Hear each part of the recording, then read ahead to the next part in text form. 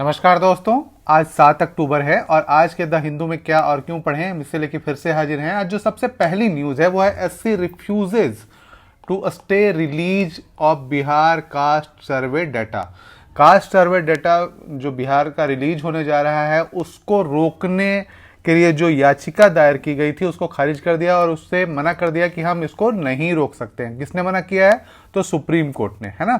इस पे आपको पढ़ना है। अब यहाँ पे जो कास्ट सर्वे डाटा है ये कई राज्यों ने कहा है कि हम भी कास्ट सर्वे कराएंगे। अब इसके क्या इम्पैक्ट होंगे ये आपको समाज शास्त्र में पढ़ना होता है। समाज में किस प्रकार का प्रभाव पड़ेगा, इसका किस प्रकार का जो एक बदलाव देखने को मिलेगा वो आपको आप पहले भी देखेंगे कि जातिगत जनगणना या फिर ओबीसी का जब आरक्षण मिला था, मंडल कमीशन, इस तरीके की चीज़ें आप अभी बहुत सारे एडिटोरियल में पढ़ेंगे, बहुत सारी चीज़ें आएंगी, उनको आप ध्यान दीजिएगा। पहले तो इसे आप देख लीजिएगा कास्ट सर्वे डाटा है क्या और इस पे क्या मतलब क्या किस तरीके की गणना की गई है, इसको आप जरूर देख लीजिएगा। इसके बाद जो है पेज नंबर 1 पे ही है कि जो पीस प्राइज है, नोबेल पीस प्राइज 2023 का, वो ईरानियन एक्टिविस्ट, ईरान में अभी आपने सुना होगा कि विरोध प्रदर्शन हुआ था, हिजाब को लेके बहुत ज़्यादा हुआ था, है ना, वो नहीं पहनना चाहते थे, उसको लेके एक बहुत बड़ा महसा हबीबी करके नाम शायद था, महसा अमीनी या इस तरीके का कोई नाम था, तो उसके बाद बहुत ज़्यादा मतलब चर्चा में रहा था और ये कैंपेन चला था। और जो एक एक्टिविस्ट हैं नरगिस मोहम्मदी, इनको मिला है, ये अभी जेल में बंद है और इनको नोबेल पीस प्राइज दिया गया है ना। तो ये आपको देखना है।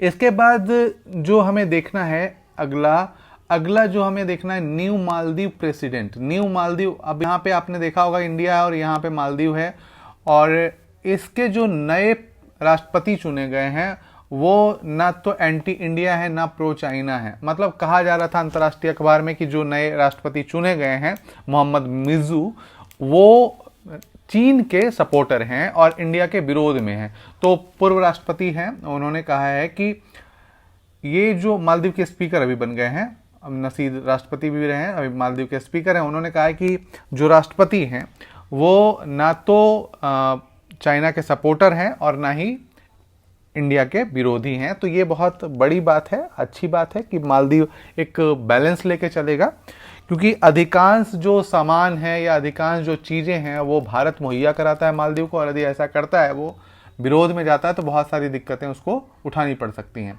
इसके बाद जो हमें पढ़ना है वो पेज नंबर 6 पे पढ़ना है ना। पेज नंबर 6 पे क्या पढ़ना है? तो अलाइनिंग हायर एजुकेशन किसके साथ जोड़ना है? तो यूनाइटेड नेशन का एसडीजी, सस्टेनेबल डेवलपमेंट गोल, 17 गोल रखे गए हैं जिनके साथ हमें हायर एजुकेशन को जोड़ना है। ठीक है, नेशनल एजुकेशन पॉलिसी और एसडीजी गोल। एसडीजी गोल कौन सा? तो एसडीजी 4। अब यहां पे आपको देखना है पहले तो एसडीजी 17 गोल्स हैं क्या, है ना। एसडीजी गोल्स हैं क्या?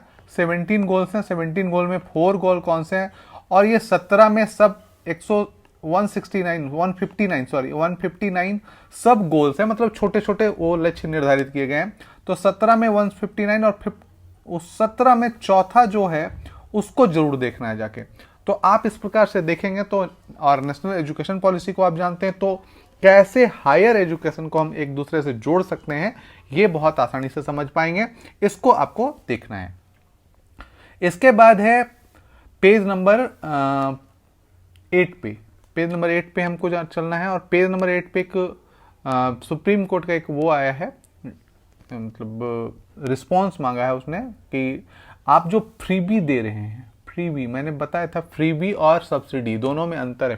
फ्रीबी उन चीज़ों को हम कह सकते हैं जो चुनाव के मतलब चुनाव में प्रभावित करने के लिए दिया जाता है, वोटरों को प्रभावित करने के लिए ये दिया जाता है, उसको हम फ्रीबी कहते हैं। लेकिन जो नीड पूरी करने के लिए, जो हमें समानता लाने के लिए जो चीजें दी जाती हैं उसे हम सब्सिडी या उसे हम सहायता कह सकते हैं। अब यहां पे एक बहस चली है कि नीड किसे कहेंगे और सब्सिडी किसे कहेंगे, और फ्रीबी किसे कहेंगे और सब्सिडी किसे कहेंगे, दोनों में एक बहस चली है। अब एक बात बताता हूं कि किसी के यहाँ स्वास्थ्य सेवाएं पहुंचाना, किसी के यहाँ जल पहुंचाना, ये बहुत इंपॉर्टेंट है ना। जल हम पहुंचा सकते हैं आसानी से, लेकिन किसी के यहाँ टीवी दे देना, टीवी पहुंचा देना, ये फ्रीबी के तहत आएगी, है ना।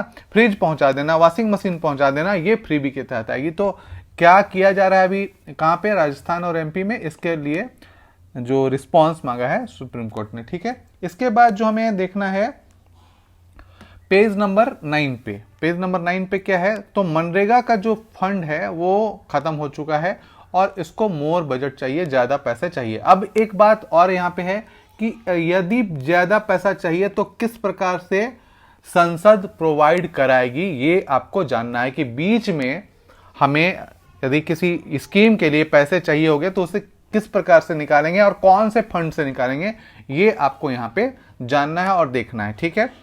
साथ ही साथ ये देखना है कि मनरेगा क्या वास्तव में भारत की गरीबी को कम करने में सक्षम हुआ है। ये भी सोशल एक तरीके से इशू है, इकोनॉमी में भी पढ़ सकते हैं, है ना। तो इसको आप देख लेंगे। इसके बाद जो हमें पढ़ना है पेज नंबर 10 पे, पेज नंबर 10 पे क्या है, 2 आउट ऑफ 5 एम्फीबियंस, है ना, are facing extinction threat due to climate change. Climate change के कारण 5 में से 2 एम्फीबियन जो हैं वो मतलब एक्सटिंक्शन में चले जा रहे हैं, मतलब विलुप्त होने के उसमें चले जा रहे हैं, और ये बहुत इंपॉर्टेंट है। तो इसको आप यहाँ पे देख लीजिएगा कि एक्सटिंक्शन में मतलब कौन कौन से एम्फीबियन हैं, इस तरीके की क्या कौन कौन से जीव हैं जो कि विलुप्त होने के कगार पर पहुंच गए हैं। तो आप इसको देख लीजिएगा। आज के लिए इतना ही दोस्तों, फिर कल मिलते हैं क्या और क्यों पढ़ने के साथ। धन्यवाद।